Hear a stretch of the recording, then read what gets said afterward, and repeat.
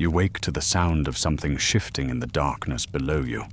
A slow, rhythmic scraping followed by the dull, heavy stamp of a hoof on packed earth. It takes you a moment to remember where you are, because the space around you feels alien. The ceiling above your head is low, darkened with soot, and the smell in the air is a heavy mixture of damp straw, wood smoke, and the sour musk of animals. You are not in a bedroom as you know it. You are lying in the loft of a medieval timber-framed house, a space not much taller than you can sit in. Beneath you, on the ground floor, is a single open room where a family sleeps, eats, cooks, and tends their animals, all under the same roof. The livestock are kept indoors at night for warmth and security. It means their breath warms the air slightly, but it also means their smell becomes part of the walls, the floor, the bedding, and the people. You shift slightly on the bed, if it can be called that, and hear the faint whisper of dry stalks rubbing together.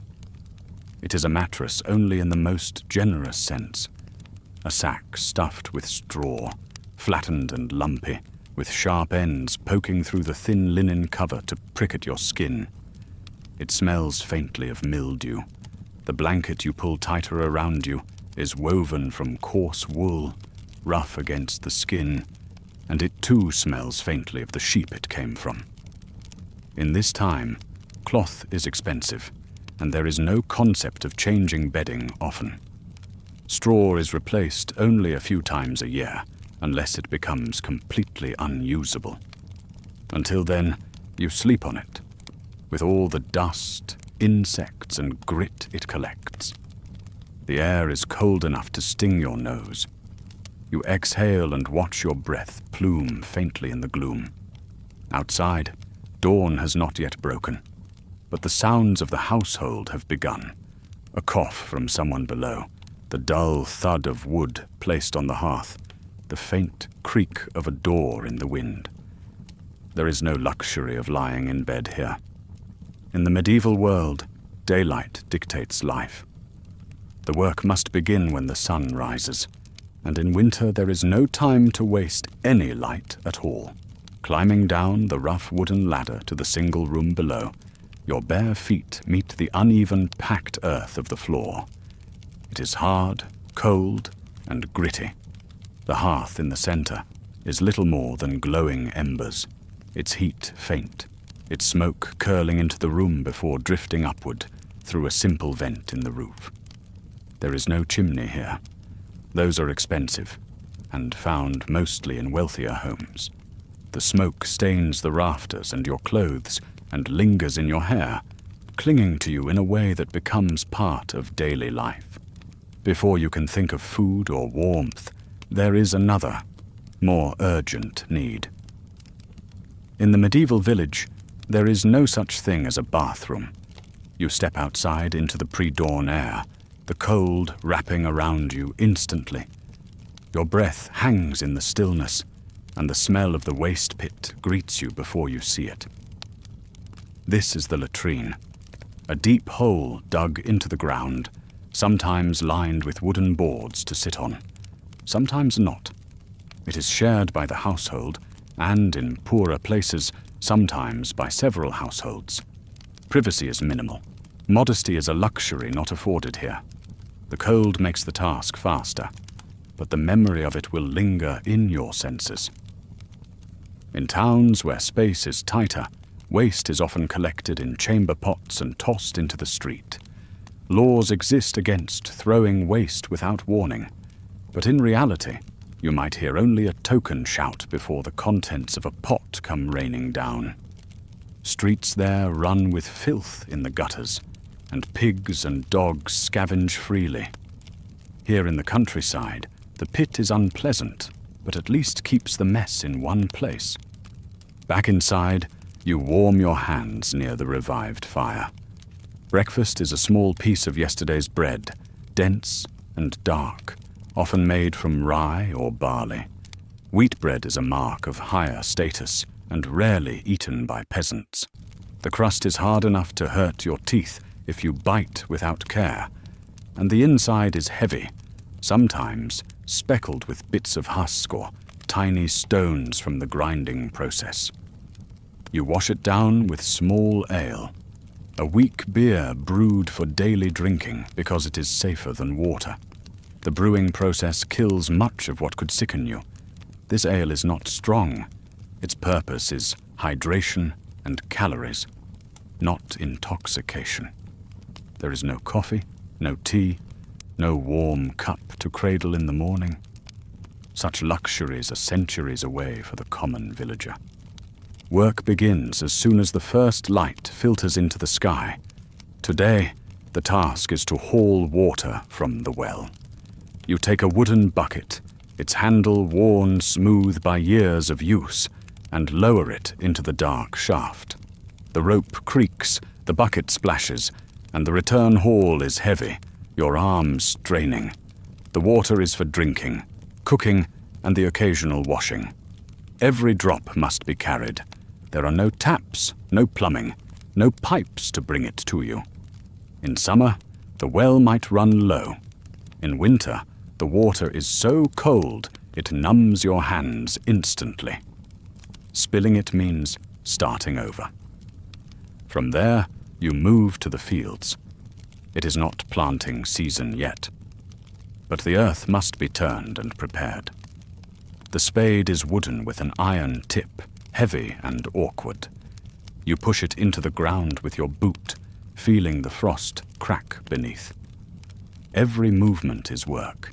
Even standing here is different from what you are used to, your feet sinking slightly into the damp soil. There are no machines here to make the work lighter. In wealthier areas, oxen pull plows, but the poorer fields are still worked by hand. The labor is endless, and every muscle in your body begins to protest within the first hour. Midday comes with a meal of pottage, a thick stew made from beans, peas, onions, and cabbage, boiled until everything is soft and indistinguishable. If you are lucky, there might be a small scrap of salted pork or bacon rind in the pot, more for flavor than substance. The taste is earthy and plain, but it fills the stomach for a time. This is the staple of most medieval peasants, eaten twice a day when possible, varied only by the vegetables in season. Spices are rare. Salt itself is valuable and carefully rationed. In bad years, when crops fail, the pottage might be stretched thinner and thinner until it is little more than flavored water. The afternoon is spent repairing a section of fence that keeps livestock from wandering into the fields. The posts are rough and heavy, and each must be set deep enough into the ground to stand against wind and weather. You drive them in with a mallet, your hands blistering under the strain.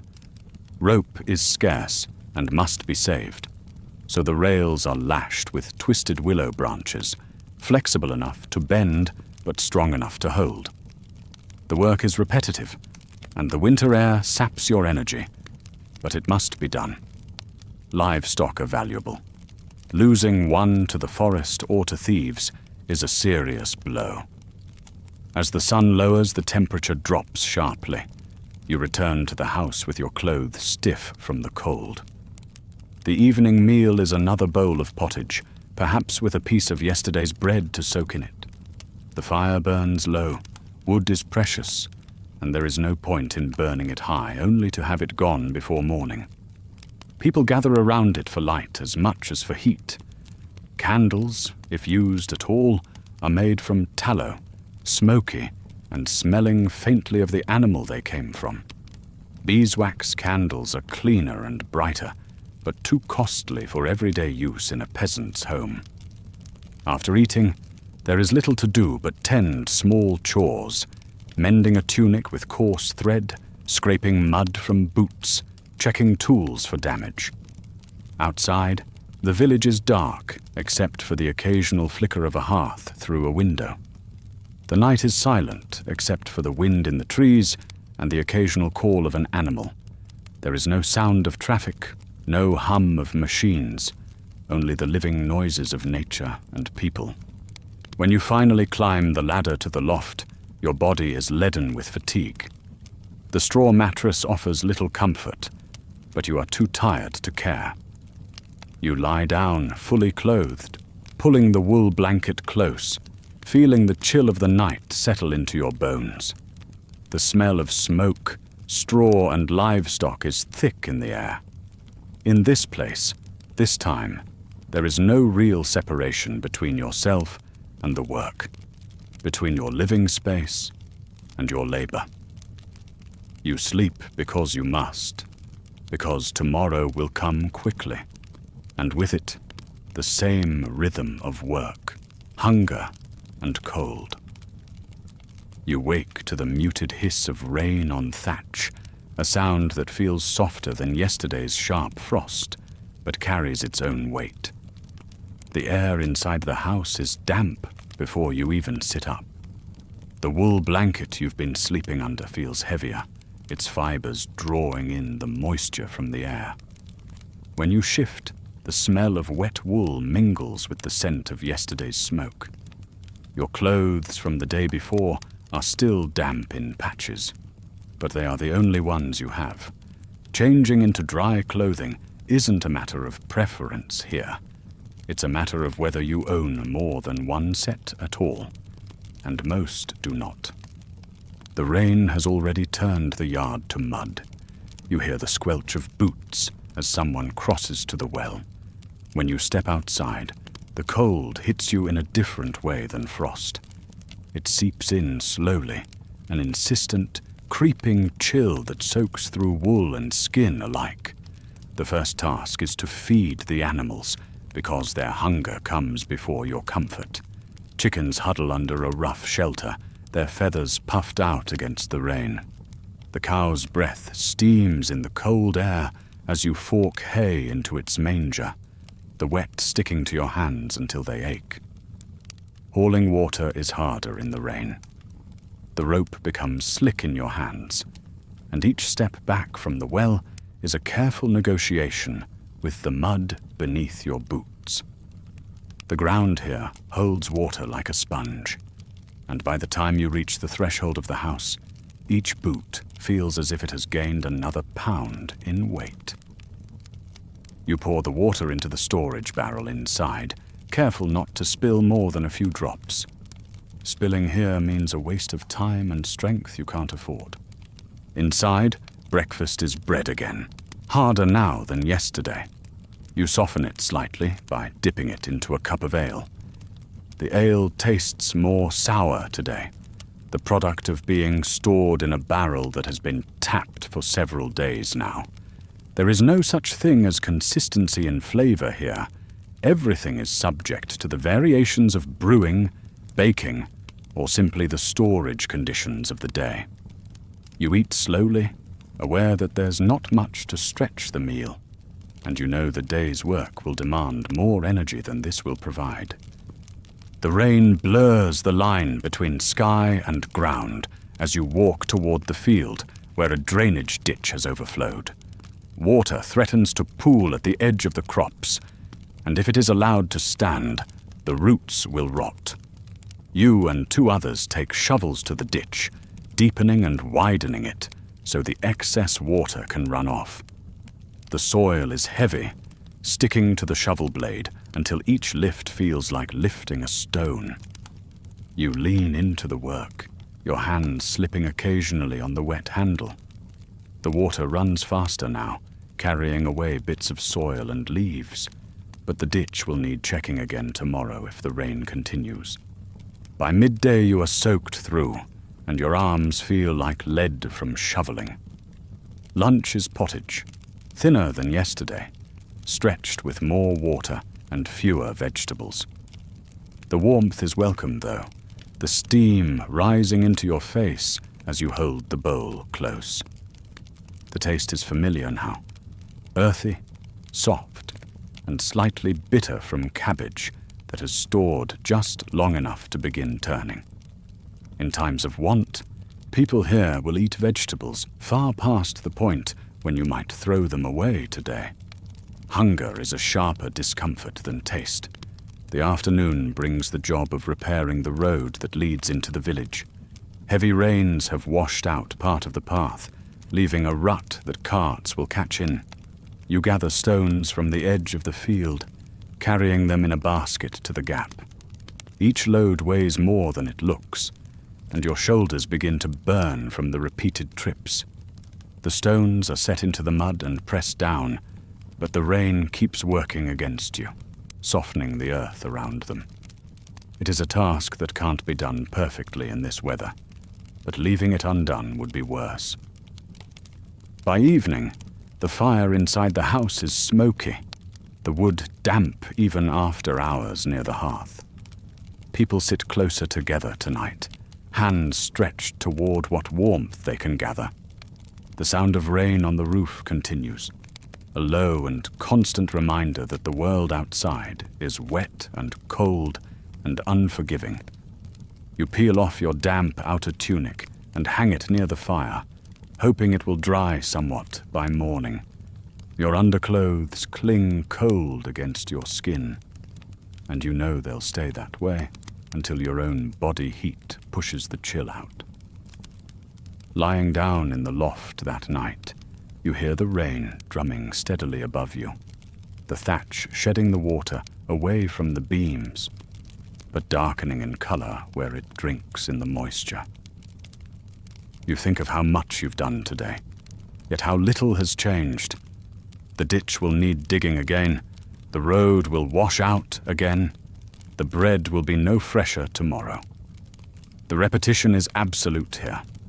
Time is marked not by progress, but by cycles, and those cycles are as relentless as the rain on the roof. You wake to a silence that feels heavier than the rain. The air is still, as though the entire village is holding its breath. When you sit up, the light filtering through the cracks in the wall is pale and thin. The rain has stopped, but the ground outside is still saturated, the air smelling faintly of wet earth and smoke. Your body feels leaden now, not from any single day's work, but from the steady accumulation of labor, cold, and damp that never seems to lift. In the medieval world, tiredness isn't something you sleep off. It settles in you, bone deep, and becomes part of your body's rhythm. From the loft, you can hear movement below.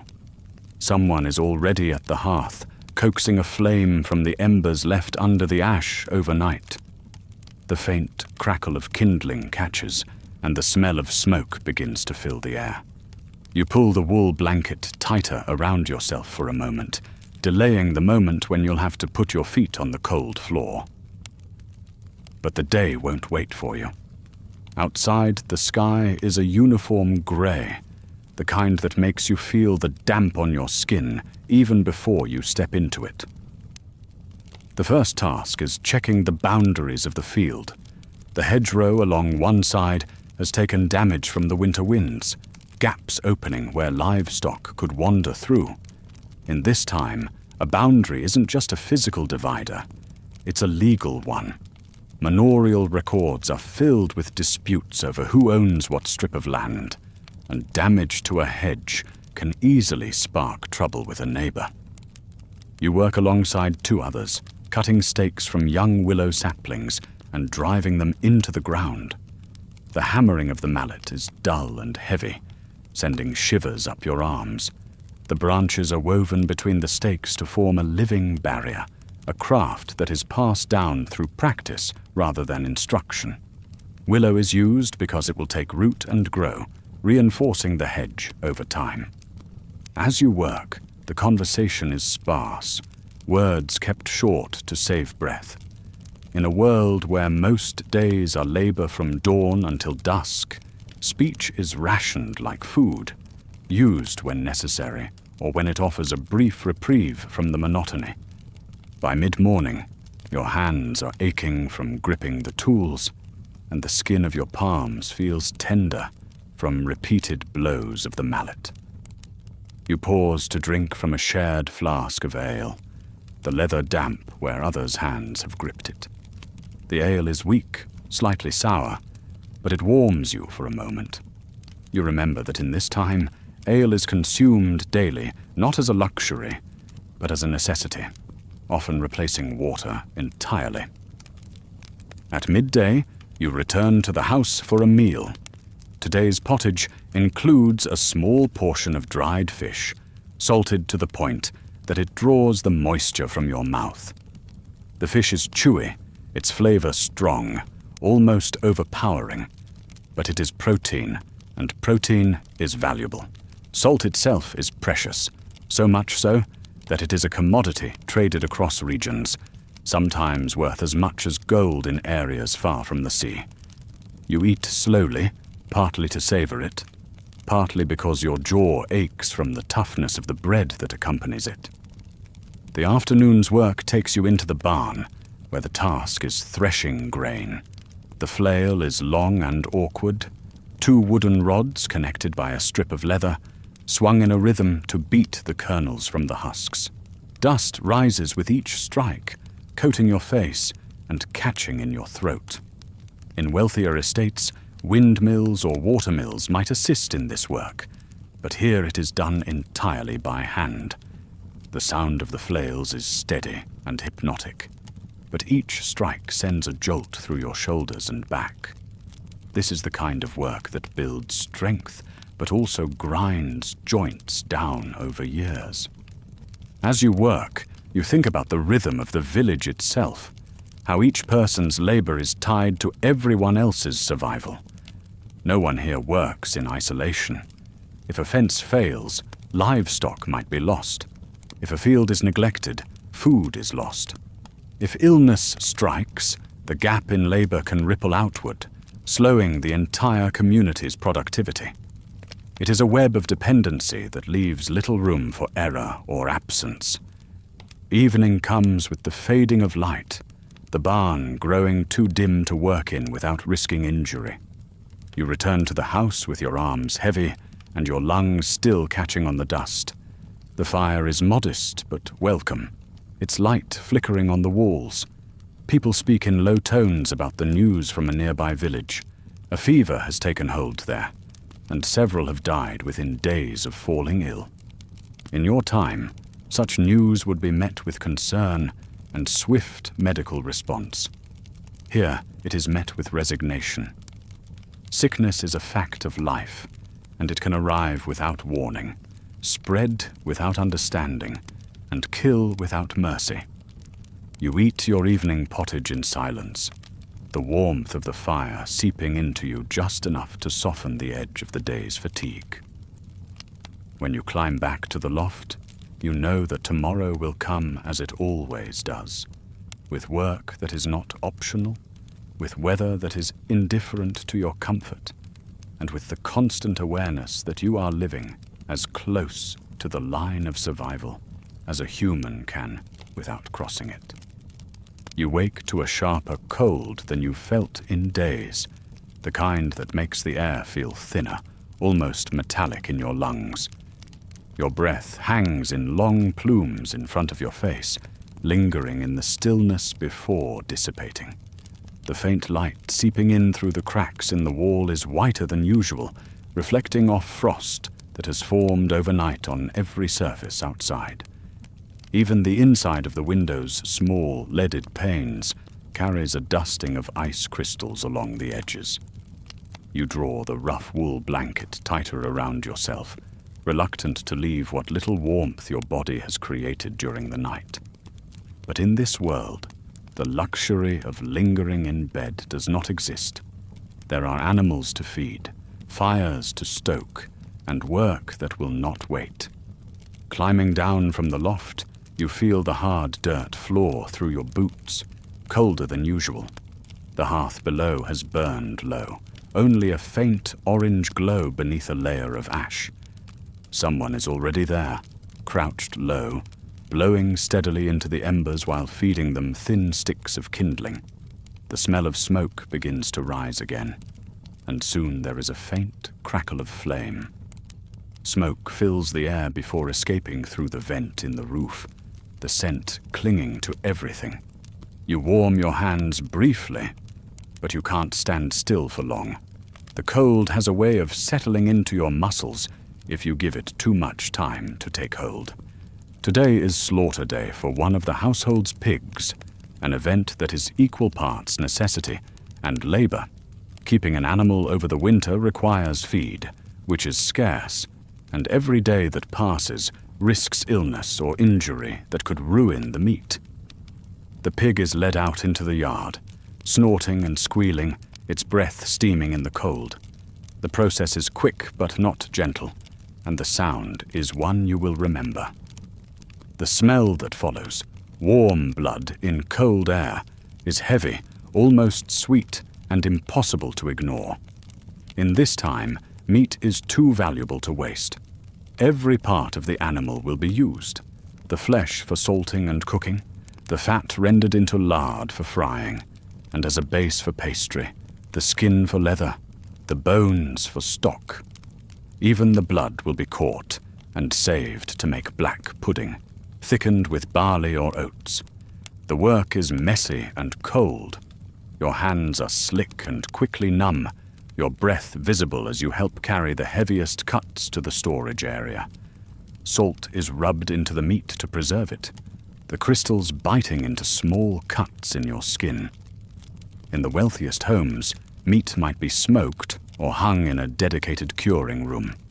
Here, it will be stored in the coolest part of the house, protected from vermin as best as possible.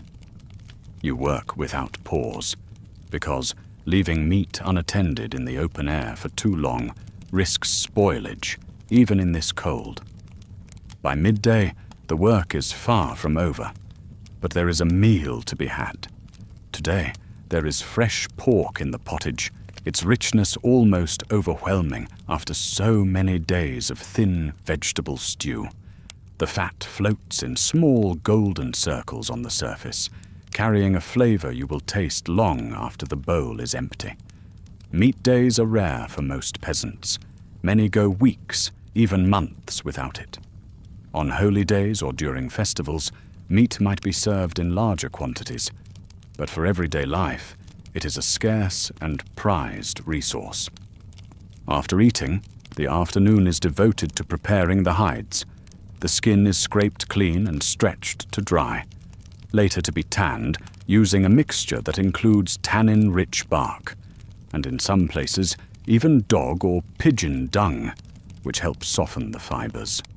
Tanning is hard, smelly work, and in towns it's often pushed to the outskirts to keep the stench away from the market square. Here, it's done wherever there's space, and the smell will cling to your hands and clothes for days. As the day winds down, there is a sense of quiet satisfaction among the household. The work has been hard and bloody, but the reward will last for weeks in the form of preserved meat and fat. Still, you are reminded that this is not a feast to be repeated often. The next slaughter may not come until spring, and in between, the diet will return to its rhythm of bread, pottage, and whatever vegetables can be stored through the winter. That evening, as the fire burns low, conversation turns to memory. An older man tells of winters when snow covered the ground for months, when ice froze thick on the rivers, and the cold was so deep that people stayed indoors for days, surviving on whatever they had stored. Others share stories of years when disease struck during the cold months, sweeping through households and leaving gaps at the table by spring. Death in winter is not unusual here, from cold, from illness, from hunger, and everyone carries memories of someone they've lost. When you climb into the loft, your body aches in a different way than it does after fieldwork. The cold has made every movement slower, every task heavier, and the events of the day have left a lingering smell on your skin and clothes. You lie down on the straw mattress, the rough wool blanket scratching your chin, and listen to the muffled sounds of animals settling for the night below. In this world, days like this are not extraordinary. They are simply part of the cycle, repeated year after year, each one a link in the long, unbroken chain of survival. You wake to a muffled quiet, the kind that comes when snow has fallen thick in the night and the world outside is wrapped in a soft, heavy blanket. From the loft, you can see the faint, blue-white glow filtering in through the gaps between the boards. The air is so cold that your breath feels like it freezes in your nostrils, and your first inhale makes your chest ache. You pull the wool blanket tighter, but there's no real warmth to be found unless you move. In this time, people don't wait for the fire to warm the air. They rise and begin their work, using movement itself as the only real way to drive out the cold. Climbing down the ladder, you can hear the faint groan of the timbers in the roof as they adjust to the weight of snow. The hearth is nothing but ash and a few hidden embers, but someone is already crouched over it, blowing gently to coax a flame from the remains. The smell of wood smoke begins to fill the single room, and you know it will linger in your hair and clothes until the day ends, just as it has every day before. When you open the door to the yard, the brightness of the snow is startling.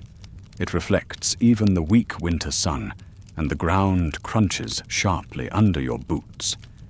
Snow here is not just a pretty scene, it is an obstacle.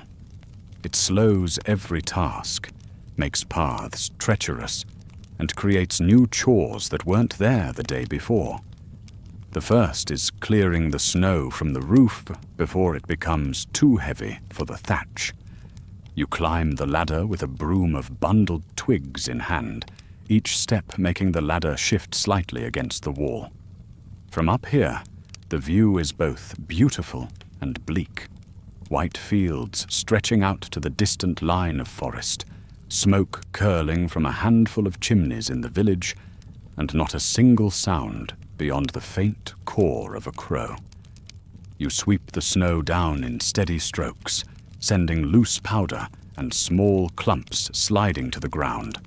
The cold finds its way into your sleeves and down your back, melting into icy trickles that sting your skin. Your fingers, even in mittens, grow numb as the wind picks up, cutting through every layer you wear. By the time you climb down, your face burns from the cold air, and your breath comes in small, quick bursts. Next comes clearing the paths. Without it, the ground becomes a hazard for both people and animals. Slipping here isn't a small inconvenience. A broken bone can mean the end of a person's ability to work, which in turn can mean disaster for their entire household. You work with others, shoveling snow to the sides and scattering straw over the most worn tracks to give better footing. Your boots are soaked within an hour, the leather stiffening as the wet freezes in the cold air. By midday, your hands ache with a deep, throbbing chill. The meal is simple: bread and cheese, with ale to wash it down. The cheese is sharp and crumbly, the kind made from milk preserved during warmer months and kept through the winter.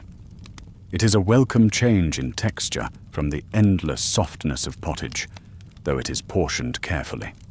There is no knowing how long the stored wheels will last if the winter is long. The bread is fresh baked from the communal oven today, a small luxury. For a few moments, the warmth of it in your hands is as comforting as the food itself. The afternoon's work is feeding and tending to the animals, who huddle together for warmth in their pens. The cows' bodies throw off a surprising amount of heat, and stepping into the shelter after being outside feels like stepping into another season. The smell is strong, a mix of manure, hay, and the animals themselves. But here it's the scent of livelihood. Without these animals, there would be no milk, no manure to fertilize the fields, no meat when the time comes. You fork hay into the troughs, making sure it stays dry. Wet feed in this cold can chill an animal from the inside and lead to sickness. Later, you help check the storage of preserved meat from earlier in the winter. The salted pork hangs from hooks, wrapped in cloth to keep off dust and pests. You inspect each piece for signs of spoilage or vermin. Meat is too valuable to lose. In some winters, it is the only thing keeping a family from hunger when the stores of grain run low. In towns, the loss of meat might be replaced by purchase. But here, that option doesn't exist. If it's gone, it's gone. As the light fades, the snow outside takes on a blue hue, and the temperature drops again. The fire inside is a welcome sight, though it's kept low to conserve wood. The warmth barely reaches the loft, but it's enough to thaw your fingers and ease the stiffness in your shoulders. Supper is pottage, thickened with barley, its steam curling into the air. Conversation tonight turns to the weather. Whether the snow will last, whether more will come, whether it will melt too quickly and flood the fields. In this world, the weather is not just idle talk. It is a force that shapes every decision and can turn fortune to ruin overnight. When you climb into your straw bed that night, the cold presses in on all sides. Your breath fogs in front of you, and you tuck your face into the rough blanket for warmth. The quiet is complete, except for the occasional creak of the house in the cold and the soft shifting of animals below. You realize that in this life, even a day spent mostly near home, tending to chores, leaves you as weary as a day of hard labor in the fields. The snow, the cold, the constant work, they all pull at you, wearing you down little by little.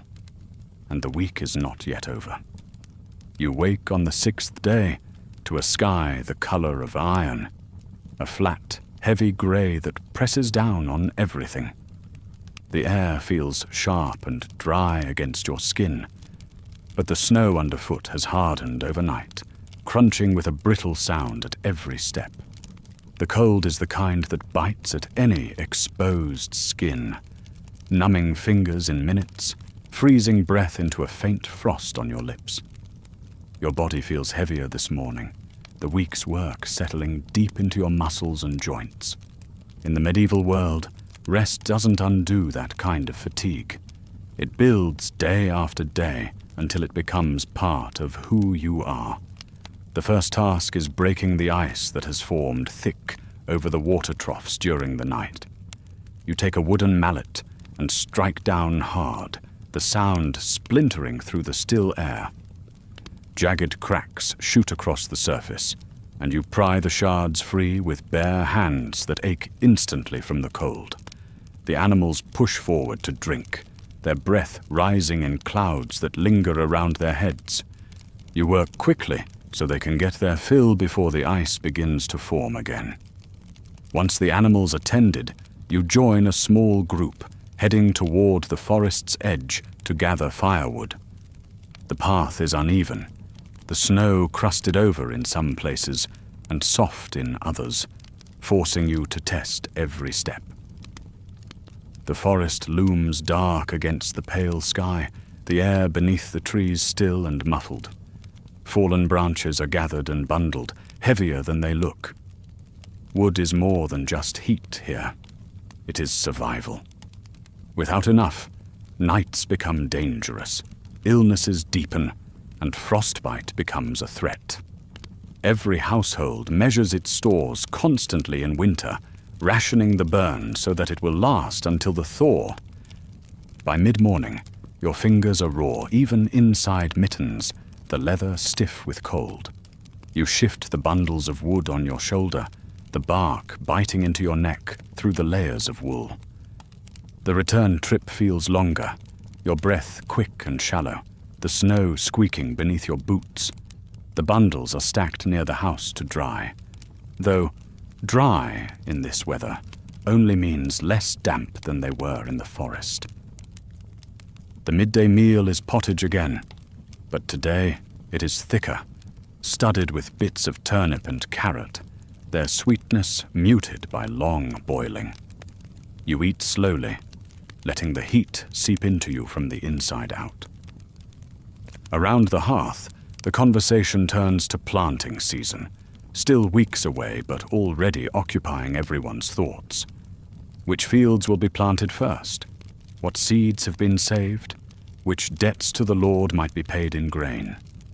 In this world, the harvest months feel far away in winter, but they dictate every choice made long before a seed touches the soil.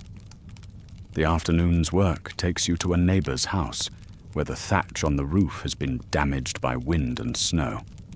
Climbing the ladder, you feel the cold bite harder in the open air.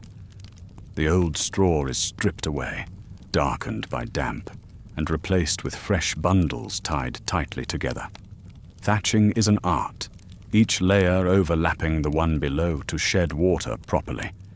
And though you're not skilled at it, you help where you can, passing bundles up, holding the ladder steady, tying cords in place.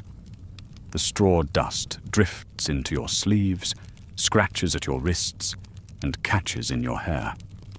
Your breath turns it slightly damp, making it cling to your skin. From up here, you can see the village in miniature, the narrow lanes marked by footprints in the snow, the smoke from chimneys twisting upward into the grey sky, the frozen stream glinting faintly in the weak light. You see how small and self-contained it is, how far it feels from anywhere else. In your time, the world is connected in seconds. Here, news from a neighboring town might arrive days or weeks after it happens, carried by a passing traveler or merchant. By the time the work is finished, the light is already fading. The cold sharpens as the sun dips toward the horizon, and you hurry back toward the house, the warmth of the hearth calling like a beacon. Supper is eaten quickly, bread to dip into what's left of the midday pottage, while the fire snaps and hisses in the grate. Someone mentions that the Lord will soon send for rents, which for many means giving up a portion of what little they have in stored grain or preserved goods. No one complains openly. Such talk is dangerous. But you feel the heaviness settle in the room, a quiet reminder of how little is truly yours in this life. When you climb back to the loft, the air feels colder than it did this morning. You pull the wool blanket high over your head, curling into yourself for warmth. Your hands are cracked, the skin split at the knuckles from the cold, and your legs ache from carrying wood. You think of your own time, where heat comes at the turn of a dial, where water flows without freezing, where food waits behind glass doors. And you know with certainty that the comforts you took for granted would feel like miracles here. You wake to a strange brightness filtering into the loft, a kind of muted golden light you haven't seen all week. When you climb down and step outside, you realize why. The snow is beginning to melt. The pale sun is higher than it has been in days, and its light bounces off the thinning drifts, turning the muddy paths into glistening ribbons of water and ice. The air is warmer by only a few degrees, but in this place, those few degrees feel almost like another season. The ground, however, has turned treacherous. The frozen crust of snow has given way to patches of slick ice and deep, sucking mud. Your first task is to help clear the worst of the paths through the village, pushing away slush with shovels and scattering straw over the slipperiest spots. You move slowly, feeling the ground shift beneath you, your boots caked in layers of mud that add weight to every step. Slipping is not an option. A broken leg here is a calamity, often leading to permanent disability or death. Without a way to work, a person's survival becomes dependent entirely on the charity of their neighbors, and that charity can only stretch so far when everyone else is balancing on the same narrow edge. As you work, you notice how the snowmelt runs in thin rivulets along the edges of the road, carrying with it dirt, straw, and less pleasant things that have been frozen into the ground for weeks. The thaw releases smells too, a sour mix of manure, waste, and damp earth that hangs low in the air. In towns, this is far worse, as the melting snow in narrow streets mixes with months of refuse, turning them into open sewers until the ground dries. Here, in the open spaces of the countryside, it's unpleasant but bearable, and everyone simply gets on with their work. By mid-morning, the sun is higher, and the yard outside the communal oven is busy. Today is baking day, and villagers bring their dough to be baked in turn, each family taking a share of the heat, while paying a small fee in grain or labor. You watch as loaves are slid into the wide, low oven on long-handled paddles, the smell of baking bread filling the air. The bread here is heavier than what you're used to, often sour from natural fermentation, and always made to last several days before going stale.